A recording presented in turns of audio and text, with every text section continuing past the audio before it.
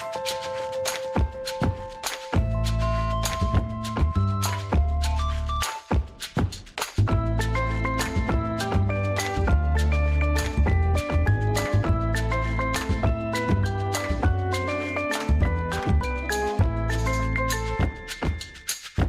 to Uncertain Things. This is Adam. Vanessa will be probably joining us for the next episode.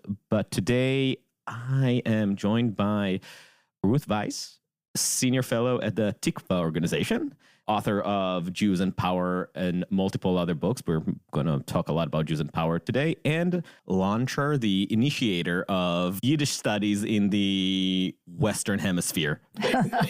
Not quite, but one of. Thank you for inviting me to your home for this interview. It is a rare pleasure these days to actually have a conversation eye to eye and not screen to screen. So thank you. I want to start kind of where we were talking a little bit offline. You were telling me about your history with the academic world and how you got into developing your own department for Yiddish studies. But we were started earlier on at the point of when Jews started showing up and finding their own place in higher education in Canada. So can we talk a little bit about that? I'll refer you to a friend of mine, unfortunately, a guy much younger than me, but unfortunately died far too young, Ezra Mendelsohn, who was a tremendously good historian of East European Jewry and taught for many years at the Hebrew University. Well, one of his books is on Jewish politics. The reason that we became friends is because we were both very much invested in the same topics and the same topics of interest. Anyway, his book on Jewish politics says something quite interesting. He says that the best place for Jews are basically cities or countries which are multi-ethnic. I know this from experience because my parents came from Vilna, which was such a city. Vilna is a city which is now calls itself, it's part of Lithuania. But when they were there, it was part of Poland. And it's also claimed sometimes by the Russians because it was under the Tsarist regime for many years. So in such a city where there are Lithuanians speaking Lithuanian, Poles speaking Polish, Germans speaking German, Russians speaking Russian, you have Jews who were then a third of the city, at least, very, very strongly Jewish. And Yiddish was a language of, the street. And it was called the Yiddische Gasse, Jewish street. And it was the Gaon of Vilna, was a great personality. He's probably still the most well-known personality of Lithuania, the Gaon of Vilna, on an international level. So that's a multi-ethnic city. Prague was that kind of a multi-ethnic city. So you see that Kafka growing up there with his buddies, with Max Brod and the Franz Werfel and others, they too were a very strong Jewish group of guys, and they did not really assimilate into any other group because in such an environment, the question of assimilation is impossible. So we got into this question because we were discussing this phenomenon in the Haskalah Jews, the Jews of the Jewish Enlightenment period when the Jews were emancipated from their ghettos, which was when European rulers, usually princelings or monarchs, invited Jews to come out of their prescribed neighborhoods and to sort of kind of assimilate into the main society, which meant be allowed to partake in the liberal trades, to potentially have a political career, things that the Jews were enjoined from doing for most of their history in Europe. What happened at that moment for many Jews was a conflict of identity, or for some it was more of a conflict than others, of deciding, are we going to, what relationship do we maintain to our Jewish community at this point? Because many were eager to participate, to start their businesses, to make money, to be involved in the frothy, energetic local intellectual culture. But for many, that also meant renouncing their Jewish past, because as like this is the old tribe, we want to be part of the cool, new, universalized Enlightenment. And for others, it was our public-facing life is going to be the universal man, this new universal man of the Enlightenment.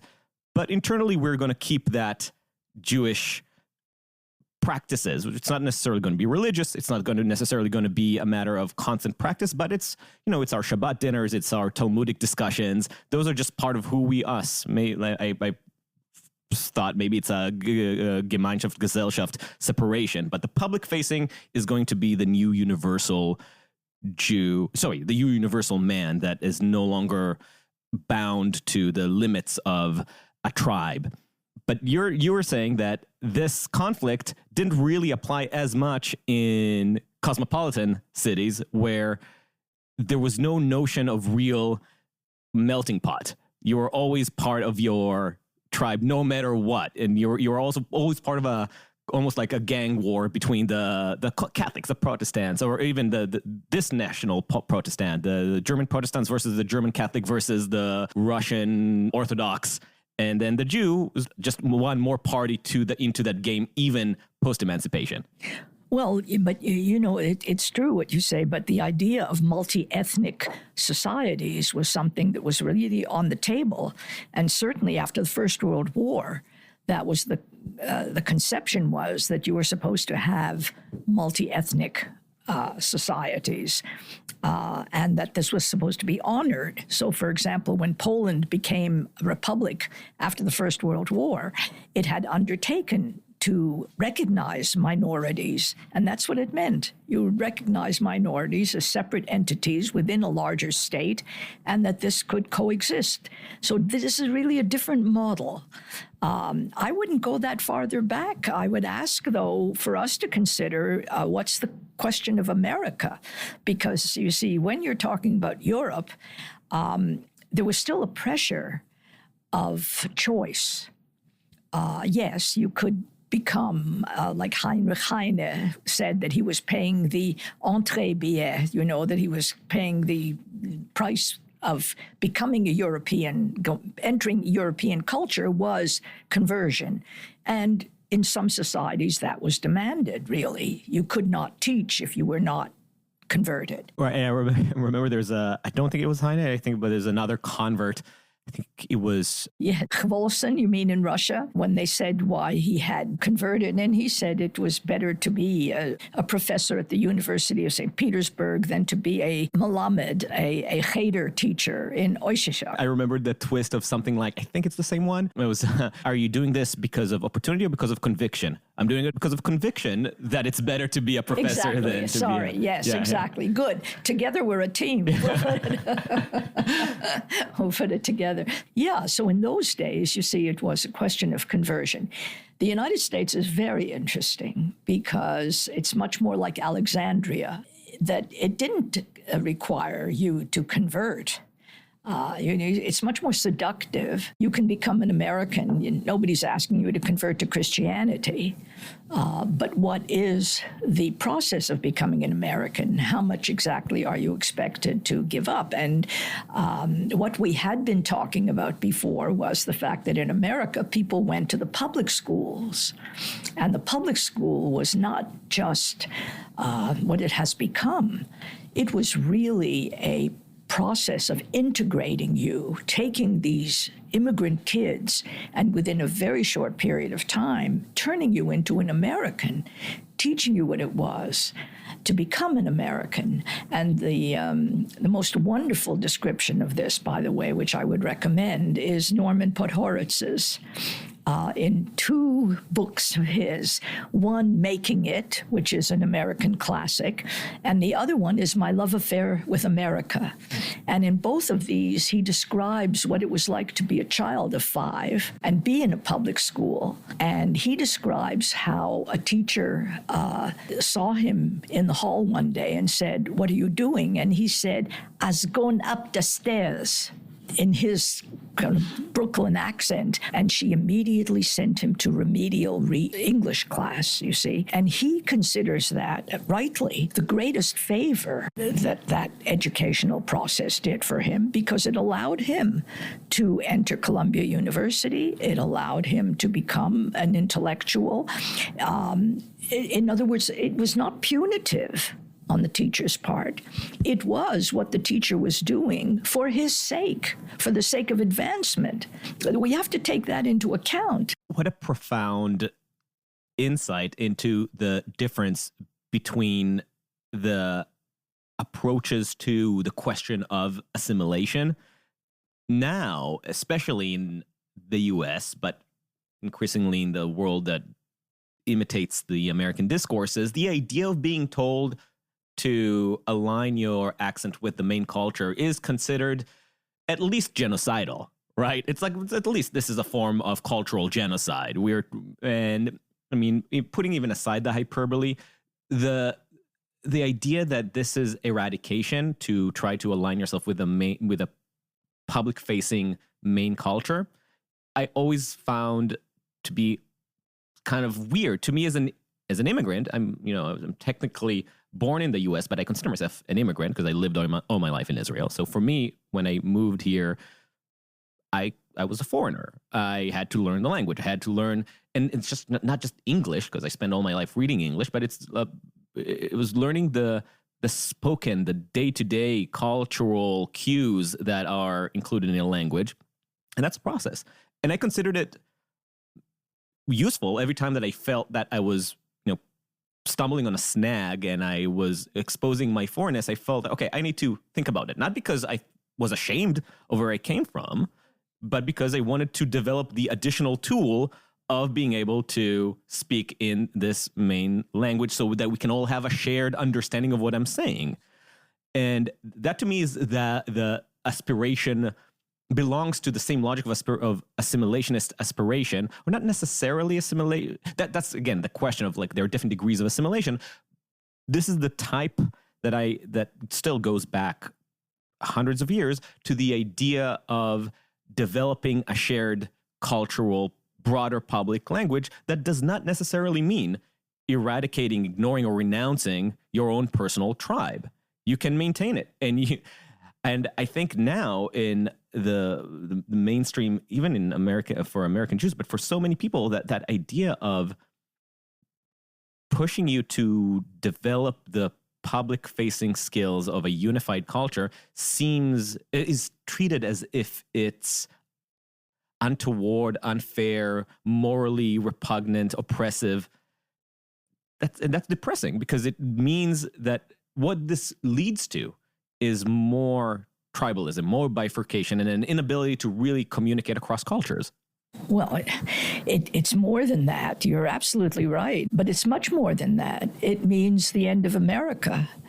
I mean, you cannot have America which does not have moral confidence in itself, and which it does not believe that there have to be an integration of everybody into the role of citizenship. Citizenship is not a paper that you get, and it's not something that's bestowed on you by birth.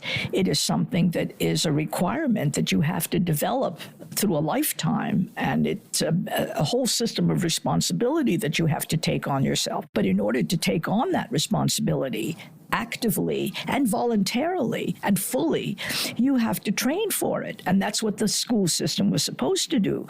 It was supposed to train you in that. And it began to fall away from that, I think, beginning probably in the 1960s, 70s. And that's why Podhoretz, for example, and that whole group of people who are now maligned as the Neocons. Yes, as the Neocons. They were so important because they saw this. And it's Midge Decter who wrote about liberal racism. And she saw that there was this phenomenon of liberal racism, which was really beginning to do that because because we feel so sorry for you, because we think you can never really become as we are, then we have to coddle you in what you are. We have to pretend that you can stay what you are. You don't have to study as hard. You don't have to acquire all these, the training that other people have. No, we will make a special case for you, and we will have lower standards for you, as if that were something that you were doing for the benefit of others. And this, Lady Bountiful idea, or this idea that you can create groups of people who are not going to be fully part of and not have everything in the culture fully available to them, that you're going to have a compartmentalized country to that degree and in that way, became a very, very dangerous idea, as you say. And that's what, it's one of the most meaningful things that you can say on your podcast. That idea that inherent bigotry in this, I hate calling it liberal view. I'm very much committed to my operating thing of classical liberalism. But this, I don't know if it's progressive or mainstream, sometimes overeducated, overengineered perspective on society. The fact that it includes that bigotries, I think I always thought is part of the disproportionate outlash that the Charles Murray book ended up, because the Charles Murray in general he was accused of being a eugenicist and a racial scientist, and that's not at all what he was writing about. He was, in fact, very much worried about making sure that we take into account all forms of diversity and making sure that we understand where society is headed, to ensure that people are able to catch up and have the skills from an early age to be able to compete in where the economy is going, no matter where they're from. But I always thought that the nattering class's obsession with that book was more a projection of their thinking, that any kind of talk about catching up, any kind of talk about the dispersion of achievement in education, for them, because they deep down in some psychological obsession are fixated that these are irrevocable, that people of certain groups cannot really catch up because certain types of education is for certain types of people. WASP education is unfair inherently and will never be able to include people from other races or groups. And therefore, we need to not talk about disparities, because disparities can never be fixed. And that is such a racist assumption. It is. But look at what we're talking about here. Now we've gone into two different spheres, and there are others. So the question really is of the balance between differences, disparities, sometimes huge disparities, and wholeness, and the area in which we have to find a kind of commonality. And that is what I think the perfect society tries to aspire to. And the individual has to understand both these things and be able to balance it in themselves. We have to accept differences, disparities, and we have to know the areas in which we cannot allow them to be total and decisive. And that's why a country like the United States of America is so exceptional and so difficult to maintain. People don't understand that this is, to say it's 250 years. There are people who think that's a huge number, but in the history of civilization, it's nothing. And it is now becoming very, very fragile because people do not understand this balance between being able to sustain disparities and really being able to understand them, both ethnically, sometimes even to the degree of linguistically, but also economically. And that's something that Marxism brought into the world, which has been very destructive. The idea that economic disparities are in themselves an evil. Now, that is an evil idea. I agree. And by the way, we come by it honestly as Jews. The sentiment is so in my vocabulary that I felt like I didn't need to explain it. But just in case a listener might be outraged by the idea that worrying about economic disparities is an evil idea, how can you say that? How are you're saying that you're happy that people are impoverished? Of course not. This is an argument that I've been having consistently with people over the past several years. Economic disparity in itself is not the problem. poverty might be a problem, lack of opportunities might be a problem, lack of mobility, lack of choice. But that's not in itself the problem of inequality. If you have people thriving and then people thriving 10 times more, that is not a problem. That is not a problem that needs to be solved. Well, it is for some people a great psychological problem. So this is always my caveat. Yes. To the extent that it creates social resentments that then lead to unrest and political chaos, that's true, but that's a psychological issue. Yes, but that's the problem of the people who then become involved in grievance movements and movements of grievance and blame, where they don't want to take the full responsibility on themselves, and they don't want to take the full responsibility intellectually, and I would say more than spiritually. It's not just about responsibility, because I think and this is something that I noticed from the outside, that when this question of inequality comes up, it always sounds like the answer from the right is, pull yourself out by your bootstraps. If you're not, the problem is that you're too busy whining about your position instead of, finding a way to make money or work hard. But that's not the issue. The issue is that sometimes you really are lacking opportunities that other people do. And of course, if you're born to a more lucky, privileged household, you will have more opportunities. And there is an inherent natural unfairness in that. The question is partly, how do you ensure that people aren't completely lost in society? That is to the extent, this is where social involvement needs to happen, whether it's philanthropic or state run.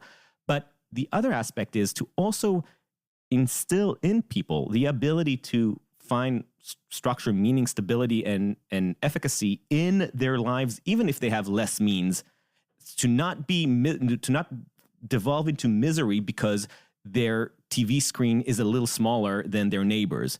And that is the point about teaching you to find the meaning, the structure, the spiritual confidence in your environment, in your family, in your people, where, as opposed to constant comparison and constant grievance and resentment development that you have when you think that what you need to do is compete with the people who do better than you. Okay. Yes, but I think that one of the things that you're trying to explain this over and over again, and then in trying to explain it over and over again, one of the things that happens is that you find yourself being an apologist in a way, even the way you've put it. You want to make sure that people understand that you're not really an evil person, that you're not really saying, oh, people who are born to a lower position have to stay in that position. You really want to, whenever you take this position, you have to find yourself as if you have to make a whole explanation of what a good person you really are at heart, and that, well, these are things that one should be able to take for granted. We should not have to constantly talk to children, is what you're saying. Exactly. You should not always have to go back to the ABCs. And that's why there's a difference in the way conservatives raise their children, because they raise their children to understand these things. They raise their children to the education system itself makes it clear that when you say all people are created, equal, there is a really amazing dignity to that. And when you have Adam as kind of the idea that everybody derives from Adam, from a single person, not even a woman originally, but one single person. The idea there is that is the symbol of the fact that we all have the same origin and that there's something really elementally alike in all people. That dignity of human life, of the human individual, that is very important. But it goes together with the education in obviously, I know this from every sibling knows this in a family, that some siblings have this and some siblings have that. Everybody who lives on the block, anybody who lives in any kind of a social situation begins to understand very early on that some people are natural athletes and other people are not, that some people have a talent to pick up a pencil and they can be an artist, that some people have musical talent talent. Mozart and Salieri. I mean, the Salieri couldn't be Mozart. And so what do? Do you build a movement of resentment and blame? And that movement says we're against all the people who have, because we're the movement of the have-nots. Well, many movements have tried that, and they destroy good societies because of that resentment when it's worked up. They ensure that more people will have not. They do ensure that other people will have not. And so I will just say on my own behalf that, I took the 10 Commandments and take the 10 Commandments very seriously, which are pretty conservatives, they focus on the containment of evil rather than the maximalization of good, I would say. And that is a conservative. Very American constitution of it. Yes. Well, that's what it's built on. So, and Texas wants to bring that back into all the public schools, put up the 10 Commandments. But anyway, the one that used to give me a bit of trouble was the last. I didn't understand, how did thou shalt not covet get into that? This is also the only thought crime. Exactly. And even though they try to explain it as it isn't exactly a thought crime, because by covet, they really mean more than just that you want. The rabbis have tried to address that, and they said that covetousness is really more than just jealousy, right? That it has a more active part. But as time goes on, and because of the political clout that idea has, it has come to me to be one of the most fundamental commandments, right? That it's so basic that thou shalt not covet. How important that is, my God. And if you'll forgive me, my bottom line for that is, what it really means is, thou shalt not be a socialist.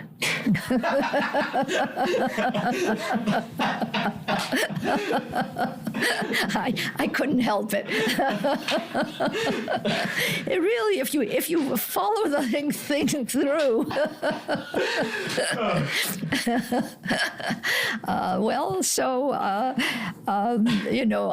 obviously no one is going to put that up there in any synagogue or anything, but think about it. Why do I say that? Because, for example, in Vilna, I keep coming back to Vilna because my parents spoke of it all the time, and so I read up on it a lot also. So in Vilna at one time, I think in the 1920s, they had 117 philanthropic organizations in the city for the Jewish community. The Jewish community sustained 117 different kind of institutions to help people in various ways, to provide brides with the trousseau that they might need, the means for getting married, and all kinds of things, right?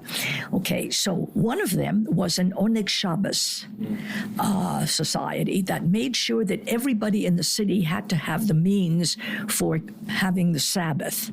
And so you knew who the poor families were, and somebody would bring them enough so that they could have a Sabbath. That society had a subdivision that was entirely secret. Only a few people knew, and it was meant for people who were recently impoverished, because the people who were recently impoverished had not yet been able to get used to the shame of taking charity from others. So there had to be people who brought them these things in a secret way so that no one else should know that they were already on the public dole, as it were, you see? That's the degree of sensitivity you had.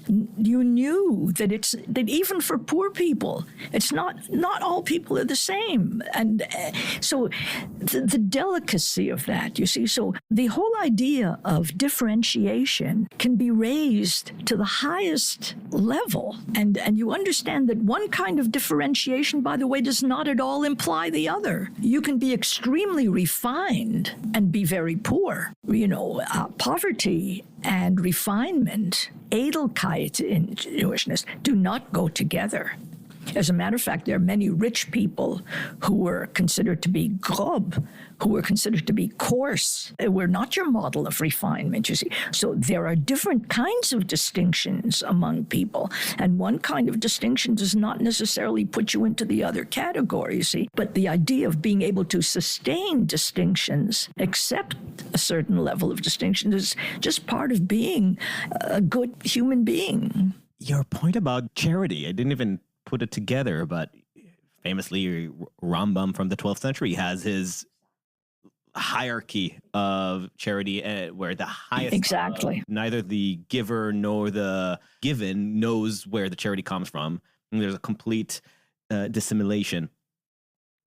And I always thought of this from the perspective of the giver, primarily, putting more virtue on a philanthropist who doesn't celebrate the act, who doesn't do it just for purely selfish reasons. It's fine. It's still money that goes for good causes, but it's of a lower virtuous place. It didn't take into account how the question of the virtue of the beneficiary of the bounty. Yes, yes.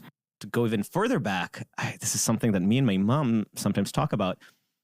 There's really an emphasis in Jewish tradition against celebrating weakness, against celebrating destitution. There's I don't remember the phraseology exactly, but there is a warning that al te'ader, where in setting up a court for a trial, there is a Talmudic requirement that if somebody is going to give testimony and they are poor, they need to be dressed up properly, so in order to avoid the false impression. When you think of American trial dramas, you think of the person needs to dress up so that they will look better, so that they will be respected more. And this is very WASP logic, I suppose. But in the Talmud, they need to be dressed up so that they don't get the unfair advantage of pity. Interesting. Yes, of course, that goes together. Yeah, by the way, Tablet this past week has a marvelous essay by Howard Jacobson, who's just a wonderful British writer who should be read anyway for everything. But this is a lovely, lovely and important essay. It's an essay about the death of his tailor. Now he's a guy from Manchester immigrant family and is very proud of the fact that he comes from this Yiddish-speaking but his father was a tailor, and at the age of 3 already took him for his first suit. And the essay is about how awful it is to see these people paying money for sportswear, and that this sportswear is what they care for, and that people will now go to the opera and not be dressed up for the opera. And so it is a sartorial plea for the idea of dignity, and dignity through dress. And there you see also the differentiation, that it has nothing to do with class. Because these are very wealthy people who want to go to the office wearing jeans and a T-shirt, who want to sort of advertise the fact that they are really no different from anybody else. But that's a lie to begin with, and that dissimulation does no one any good, and it really debases the rest of society, because what you really want is for people to really dress well and to aspire to have their outer self be a reflection of something, worthy and beautiful and right looking in the inside as well. See, so we come back to these same principles from different areas. How do you deal with the more moderate version of this criticism, that there is still inherently a class question, in the sense that the sartorial preferences that are associated with dignity have been defined by a particular culture from a particular time that we are still imitating, right? Wearing a jacket and a tie and nice slacks, this was not the image of God that was given to us that we're trying to imitate. This is 18th, late 18th, early 19th century European bourgeois attire that we are imitating and that have been frozen in our culture as social dignity and class. So there is a class component that we are looking to, right? Well, yes and no. In the sense that there's a cultural context to it. There's no universality in that look, in the same way that there's no universality to English, or there's no universality to the Western traditions that are now associated with the central cosmopolitan culture. Yes, but there is a universality. Certainly styles change, but there is something universal about whether one wants to accept a certain norm of society or whether one rejects all norms of society as being inherently bad because they pretend to be norms of society. And again, I think that you cannot have a healthy society without a really broad-based understanding of what those norms are. And accepting that those norms, they are the result of an arbitrary point in time for an arbitrary culture, but this is what it is. Well, yes. Well, here we come into another set of problems. You know, I have been one of the earliest truly painful realizations I had was with the rise of the radical feminist movement. By radical feminist movement, I mean the feminist movement that began to feel that there should be no differences between men and women, that the idea was to absolutely eradicate the idea of there being a differential between the genders, right, male and female. And I began to see that in action. And a friend that I had at the time said, "You've got to read this book. It's changed my life." And that was Betty Friedan's The Feminine Mystique. Well, I started to read this book. And to me, it was pure Marxism translated into the feminist mode. Instead of you having the class system, you now had the gender system. Instead of having the proletariat taking over the world or whatever, you now had the women have to do this. I wrote at the time that this would do more damage to the United States than Bolshevism did to the Soviet Union. And I did not mean that the United States was therefore going to become as bad as the Soviet Union, but the degree of damage that would be done to this society would be to the same degree. And I think I even underestimated it, because there again, you see, in trying to say that women now have all these new advantages and opportunities and should take advantage of them, which was, of course, a reality. And that reality, by the way, came from a completely different set of circumstances. You now had, I would say, that the most important change probably in the life of women is represented by the fact that women feel that the children that they have, they can keep alive, that they can have children when they want them, and that they can keep their children alive. Now, that is such a huge change in human history. And that came about very suddenly. Yeah, I mean, to me, it's unfathomable because, you know, one of my grandmothers, I never knew my grandmothers, by the way, neither of them, but one of my grandmothers had 10 children, 5 she kept alive. My other grandmother had 12 children, 10 she managed to keep alive. My mother lost a child. I mean, nobody felt that you could have and keep as many children as you gave birth to. The idea that human life was so much within your control, this was the women's main domain. You know, you know from the Bible that the greatest tragedy that could befall a woman was that she could have no children, childlessness, or that you were afraid of becoming pregnant when you didn't want to or something. So now you had this whole realm of control. You had this whole realm of possibility that life had given you, that science had given you. And instead of understanding what a change that was and what a blessing that was and what comes with such blessings, much greater choices, much greater decisions to be made. I mean, it complicates life enormously. Putting that into a negative context and saying, we don't have enough, we have to get more. this has been taken away from us. How can you close this to us? We have to have this open, without understanding that you had also been given all these new opportunities. Far from having, things taken away from you, this was a time when what you ought to be considering was how much this is going to complicate your life, that you can now have two parallel lives, that you don't have to make these choices.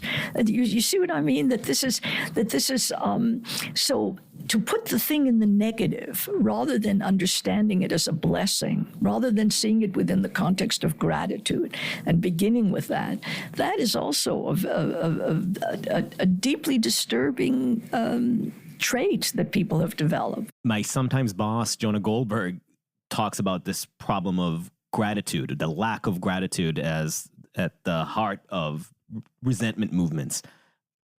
Do you, in thinking about the radical feminism that you've described, locate the problem in primarily lack of gratitude to the changes or impatience with the speed of development? Seeing that the world has changed, but hasn't changed quite enough, can lead people to think, well, now I expect more. There's a famous Louis C.K.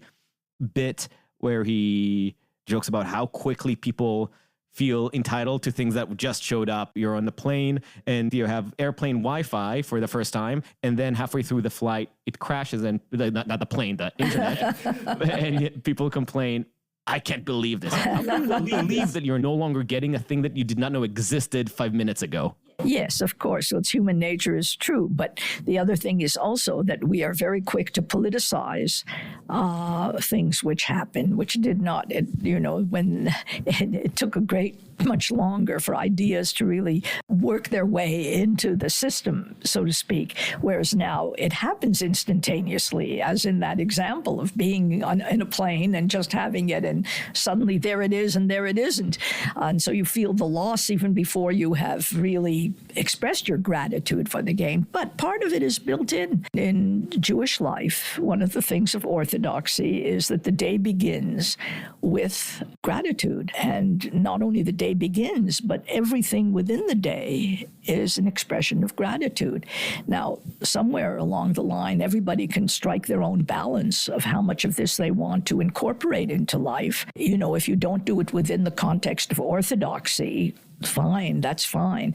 But the concept of saying, sometimes saying aloud, those blessings for what you have is a sine qua non of a happy life, of a worthwhile life. If you don't have that, something is wrong, because then you're always expecting more and you're never aware of the blessings that you have been given. And whatever those blessings are, however minimal they are, they're there. If you're alive to say that, I'm alive this morning, well, there it is. There's something right then and there. So again, if you take people who are brought up in this, every drink of water is something that begins with a blessing, right? Every entry into a door and every, exit, let alone the occasions of life when you do this. If that is not part of your existence, then what do we have? And so now you have public schools, not just private schools, but you have public schools where people no longer say the Pledge of Allegiance. That formal kind that you then internalize over the years, but you can't internalize them unless they are taught to you and unless you're expected to say them automatically, you see? Right. It's not, I grew up in Israel. We never had the Pledge of Allegiance. There's no parallel to that in practice. And yet, exactly.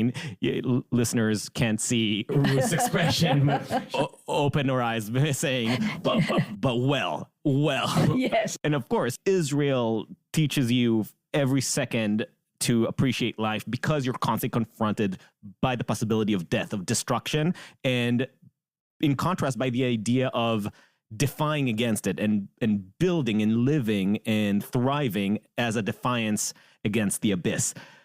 So absolutely, that's constantly part of your culture. I'm just bringing this up to say that it's not that the Pledge of Allegiance recitation every morning is in itself the tool for gratitude. It is more, what does choosing to take out that practice indicative of in American culture? Exactly right. And in the university, I spent most of my life in the university, and I was very fortunate that at the end of my life, for 21 years, I was at Harvard, which was a marvelous opportunity. Had fantastically good students and wonderful graduate students and wonderful opportunities for everything. But it was troubling. Over the 21 years that I was there, I saw the erosion of a version of what we're talking about. And that is that when it came to core curriculum, to a core curriculum, there was one discussion about it where at least some people there felt that part of that had to be given over to America studies. You had to know American civilization if you were going to be graduating people from what was considered to be one of the best universities in the country after 4 years. Surely they had to have taken as part of their training the history of the United States of America, the Constitution of the United States of America, what it meant to be an American. You had to study that at the highest level. Now, the assumption should have been that you're studying this from grade 1, from kindergarten, and at every level you study more and more and more of what this entails. But at least at the highest level, you have to then study it again with the understanding of a mature person, and with the accumulated understanding that you have gained through all these years, right? No, there were people who didn't want that there. It was too patriotic. It was too, xenophobic. And so what you have is a university that has, my term for it is moral confidence. You have a university which has taken out, as you say quite rightly, that has eliminated all the elements within itself that would build this intellectual confidence, this moral confidence, this bed of learning, to know what it is that you have and that you have to protect, and that it is yours to protect. And if you don't, then it won't be there. And I will repeat here what I would say to my colleagues at meetings. Democracy is not biologically transmitted. And so much else is not biologically transmitted. There is so much that is not given to us once and for all, but something that, has to be done through transmission and through patient reiteration and through patient reimaginings, right? You have to fortify. And we're not doing a very good job of that. It's all been, throw it all out because it's meaningless, because it just, it's so easy to destroy. It's so easy to say that you're destroying in the name of some greater egalitarianism. Well, it isn't. It's pure destruction. Nothing is being put there that's healthy in its place. So how do Jews, diaspora Jews, especially American diaspora Jews, fit into this equation?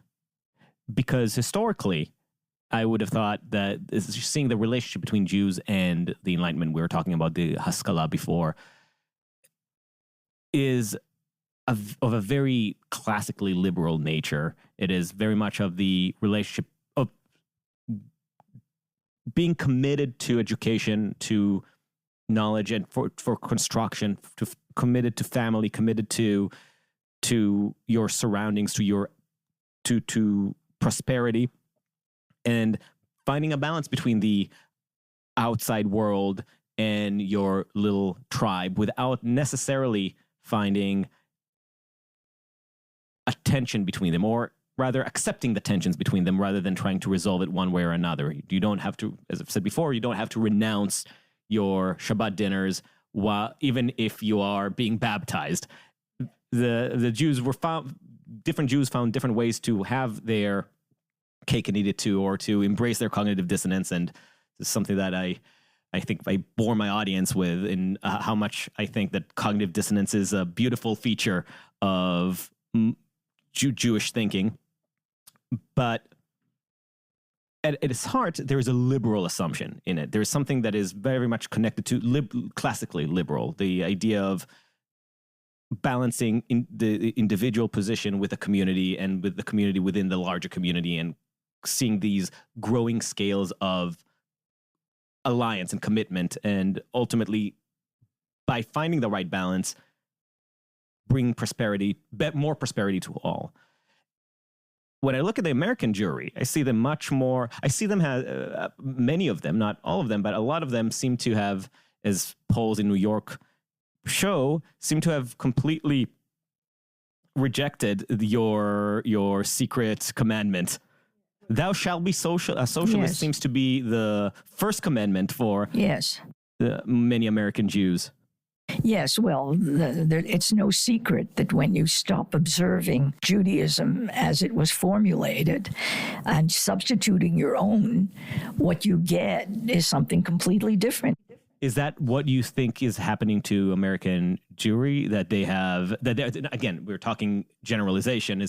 We've turned this into a sociological seminary, but if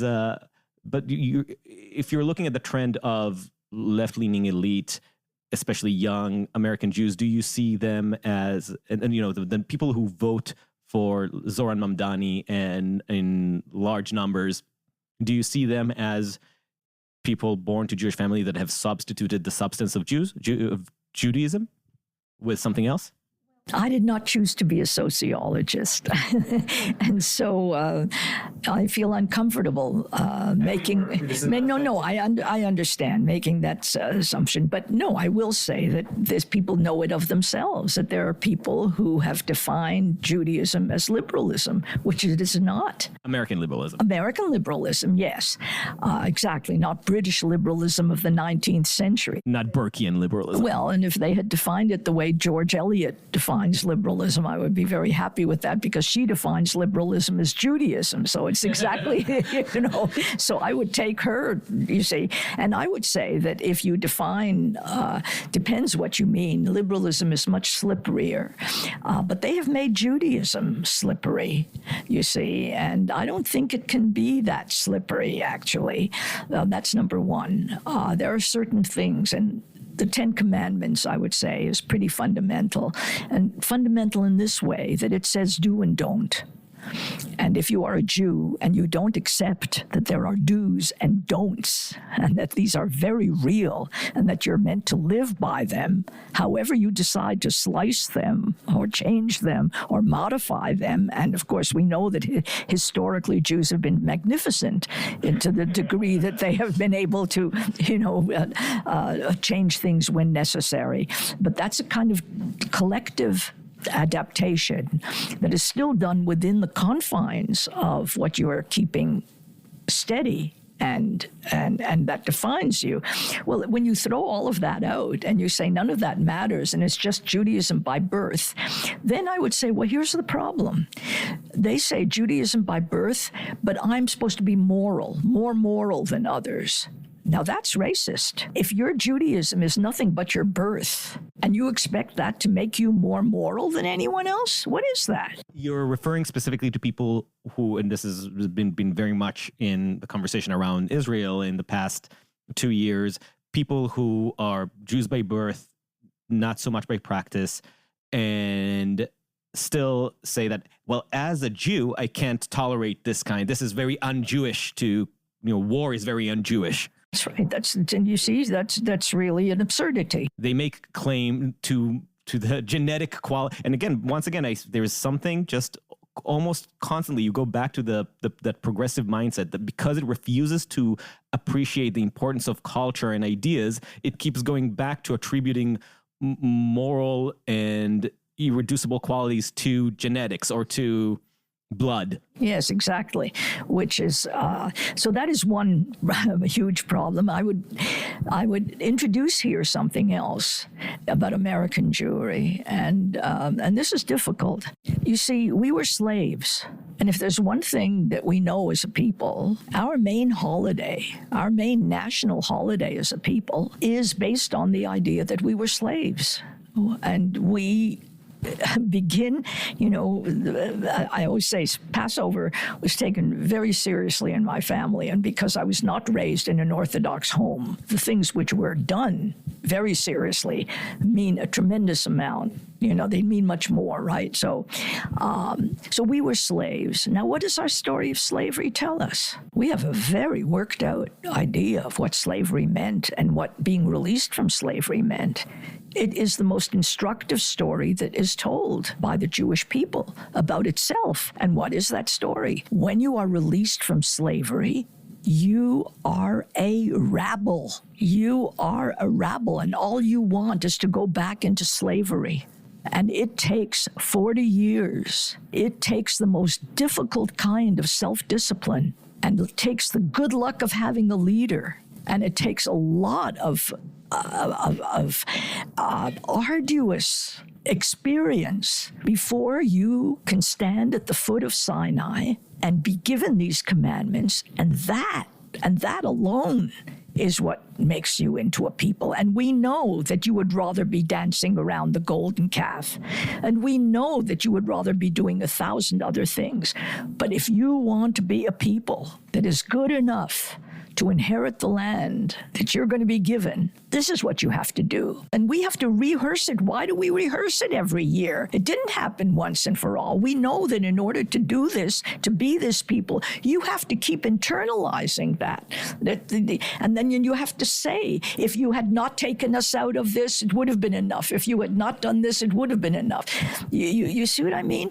Instead of doing that, we said exactly the opposite. Maybe you disagree with me, but I think that the history of the civil rights movement in the beginning was actually that. Exactly. Fighting the political forces that were still trying to create slavish bonds on Black Americans. Absolutely. But there was a self-determination and a positive, aggressive vision that was also founded in constitutionalism and, as you put it, in do's and don'ts.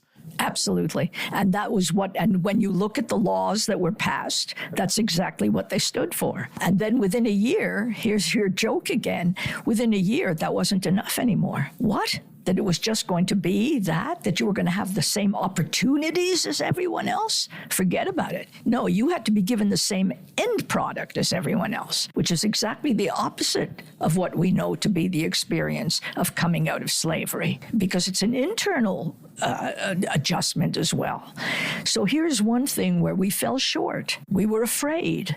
We were afraid to say what we know. We were afraid to be who we are. Funny again, because I actually think that within the civil rights era, a lot of, MLK takes so much from the Old Testament. Yes, he knew. Exactly. Those imagery and the understanding that you do not emerge into freedom without responsibility, without the pains of putting order onto the rabble. That's the difference between anarchy and true self-determination. Of course. And there are a lot of Black leaders who know that. It's not just Martin Luther King, but there are others who know that and who have internalized that and have tried to take. But it's been very difficult for those people. And one of the reasons is because of, too many liberals or self-proclaimed liberals. But I think that they are, nobody picked up on it. But years ago, I said that there are glibberals. And they're not liberals. They're gutted liberals. Gutless liberals. I call them glibberals. I wanted that to become a term that gets into the, it didn't work. I mean, I didn't repeat it often enough or didn't write about it imaginatively enough. But you know what I mean? And it's not just that I want to put them down. I wanted to make this distinction between liberals and glibberals who really give it sort of pretend to do this, but they've taken the guts out of it, really. They've taken the whole essence of liberalism out of it. And the worst part, potentially, I don't know if that's ultimately the worst part, because the worst part will be total societal collapse if these trends continue. But in the immediate impact of glibberalism is that the people who actually need structure in order to achieve prosperity, of course, are basically being pushed back into their immiseration and being told, you get to be who you are. Who you truly are is more impoverished, or the fact that you were raised in a more violent environment. Well, that's just your natural cultural self. Again, there's something so atrociously racist in this liberalism that you're pointing out to. Yeah, but you see, it boomerangs too, because all these wonderful people who raise their own children that way then have children who are worthless, because they have just become liberals themselves, and then they do not have all those things. They were not transmitted biologically necessarily. They may have more money going into it, but you see, they don't do better in school, and they don't have that ambition, and they don't have that self-discipline any longer.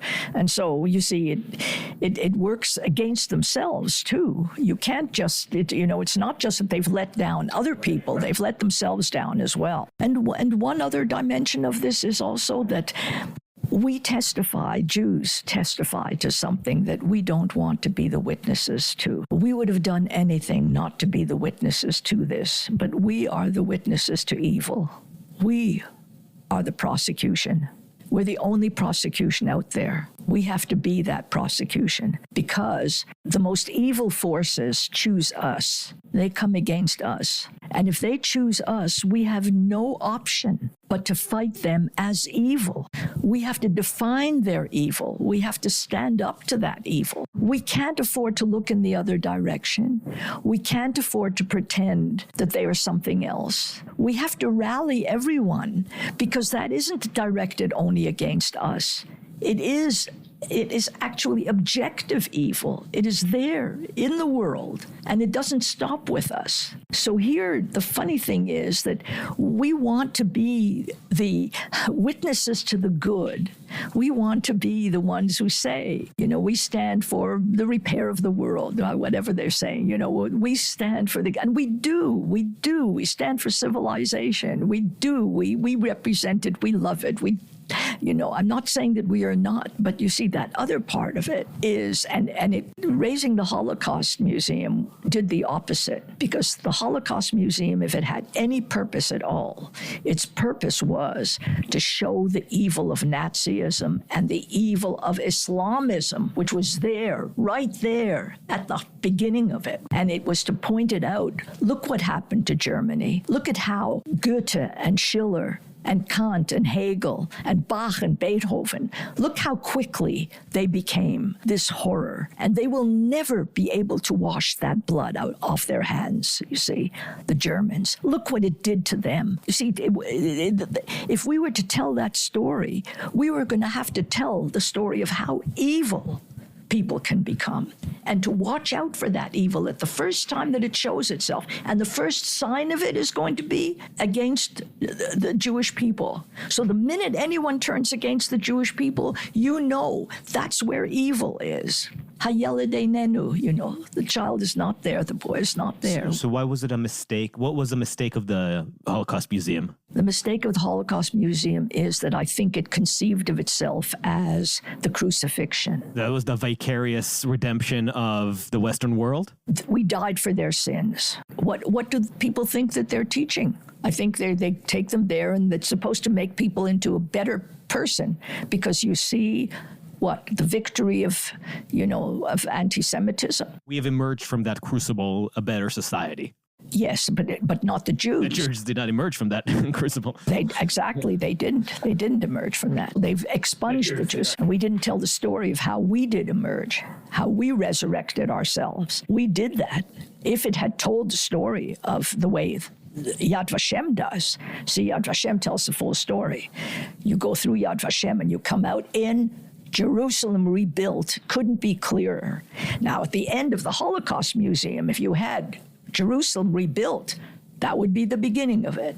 I mean, I think that would be one good story to tell. Or you really show that, how the German people started as one thing, and how slowly it became its opposite. I know you have to go, but this is funny, because now we're just starting to touch what I originally wanted to talk about, which is this question of power.